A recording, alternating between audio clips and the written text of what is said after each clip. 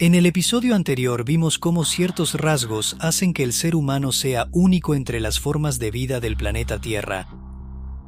Pero si observamos al ser humano en el ADN en sus aspectos microscópicos, ¿qué diferencias encontramos respecto a sus parientes más cercanos, los simios?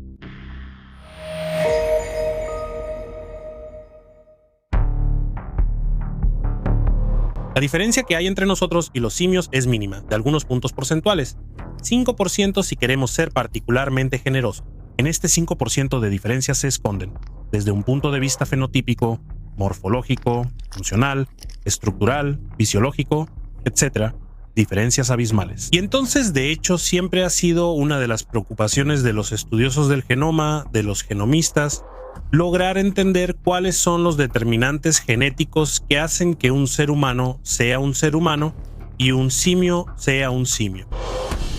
La atención de los investigadores se ha desplazado hacia otra parte del genoma que se llama junk ADN, es decir, ADN basura. Quizás sea ahí donde se podría encontrar, desde un punto de vista molecular, la base genética de las diferencias que existen entre los humanos y los simios. En particular, la mayor parte de las diferencias a nivel de ADN entre humanos y simios se encuentra precisamente en la porción no codificante del genoma. La porción no codificante del genoma es esa parte del ADN que no contiene información para producir proteínas.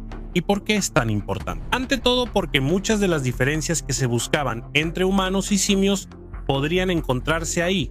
Son numerosos los estudios que lo sugieren, pero hay más. Porque es cierto que la mayoría de los genes codificantes de proteínas de nuestra especie los compartimos con los simios.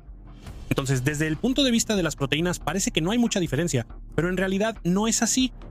Porque si vemos cómo los mismos genes del humano y del simio se activan y desactivan, es decir, cómo se expresan durante el desarrollo embrionario de nuestra especie, en comparación con el desarrollo embrionario de los simios, nos damos cuenta de que las tres diferencias están ahí. Ahí vemos las diferencias más evidentes, las diferencias más macroscópicas, sobre todo durante el desarrollo del cerebro. Es decir, en otras palabras, los mismos genes que tiene el simio están presentes también en nuestra especie, pero los activamos, los hacemos funcionar, pongámoslo así, de una manera diferente, de una manera más específica, justamente a nivel cerebral, durante el desarrollo de este último. También en el adulto, pero sobre todo durante el desarrollo de este último. ¿Y qué es lo que hace que los genes se enciendan o se apaguen de manera específica? Justamente esta porción no codificante del genoma. Muy probablemente las explicaciones de nuestra humanidad se encuentran ahí, en esta porción no codificante, que hace funcionar la porción codificante de una manera propia del Homo sapiens.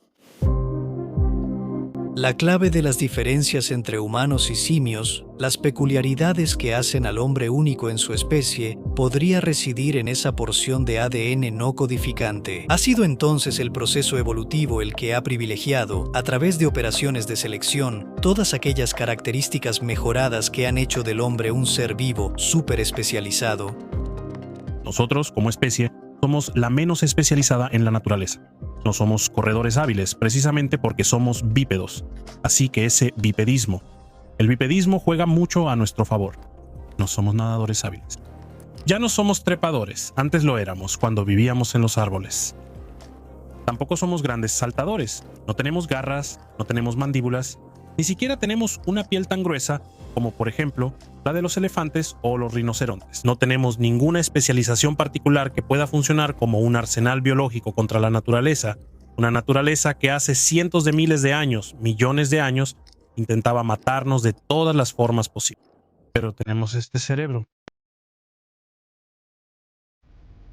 Los procesos evolutivos, si bien por un lado nos privaron de todas esas características de especialización propias de otras especies, por otro lado, nos dotaron de un cerebro único en el reino animal. Un cerebro capaz de comprender el mundo que nos rodea, pero sobre todo capaz de adaptar el entorno a nuestras necesidades y exigencias. Hace 200.000 años, el desarrollo del cerebro fue la clave para el éxito de la evolución humana. Nuestro cerebro como órgano no está, digamos, genéticamente diseñado para hacernos criaturas inteligentes, más inteligentes que el resto del mundo animal. No es así. Es como si fuera un hardware. Es como cuando compramos una supercomputadora, cuando la encendemos nos damos cuenta de que no tiene sistema operativo, así que no nos sirve de nada. Genéticamente hablando, se activa un sistema operativo en nuestro cerebro, pero es muy básico, muy elemental, que no nos distingue de manera particular del resto del mundo animal. Pero entonces, ¿cuándo es que nos volvemos tan inteligentes? Esto depende de los estímulos que el recién nacido absorbe en los primeros años de vida. Es precisamente ahí donde ocurre la verdadera remodelación del sistema nervioso central, sobre todo de la parte cortical. ¿Y cuáles son estos estímulos? Digamos que son dos tipos de estímulos. Un estímulo más básico, precisamente, que es el del contacto continuo con la madre, el olor de la madre, que lleva al establecimiento de algunas conexiones entre neuronas y a la muerte de otras neuronas. Todos los circuitos nerviosos que no se utilizan mueren, y también mueren las neuronas. Pero luego existe otro nivel de este tipo de estímulos que moldean, esculpen el cerebro, que es el hablarle al recién nacido, hacerle juegos con colores, con objetos, por así decirlo, llevarlo al mundo de la tridimensionalidad, leerle algo, acostumbrarlo a escuchar, ayudarlo a hablar. Todos estos estímulos que a nosotros nos parecerían cosas bastante banales, cuando están ausentes, tienen un efecto devastador en el desarrollo del sistema nervioso central.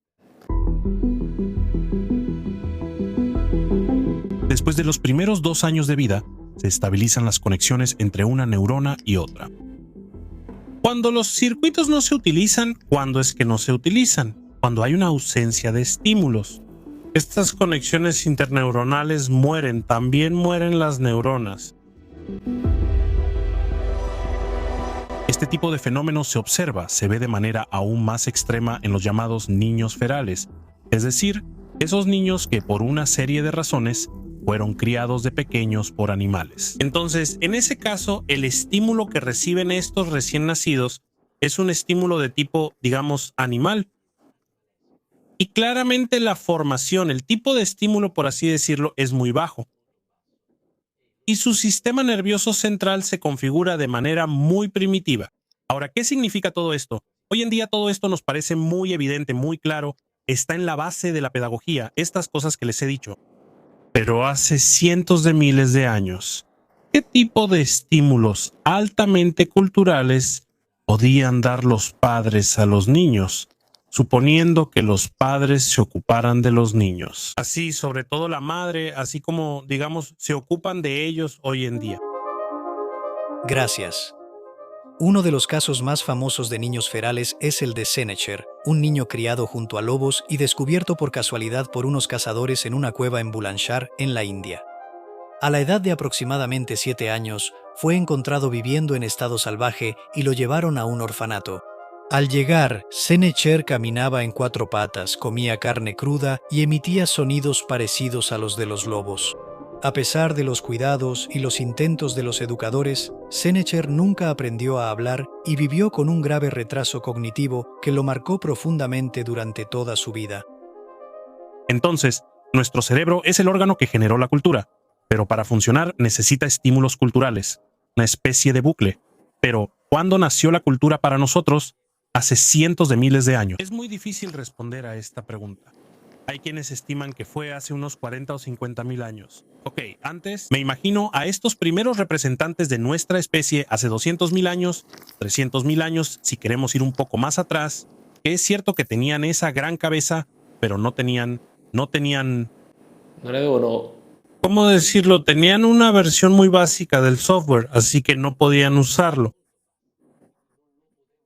No solo no podían usarlo, sino que también les daba una aptitud y una inteligencia que ciertamente no es eficiente, pero lo más extraño, si queremos verlo a nivel global, este fenómeno es como si la naturaleza, hace cientos de miles de años, hubiera seleccionado de manera positiva un órgano que nos causaba un montón de problemas. Mira los temas que mencionamos antes, pero que habríamos utilizado a su máximo potencial solo cientos de miles de años después.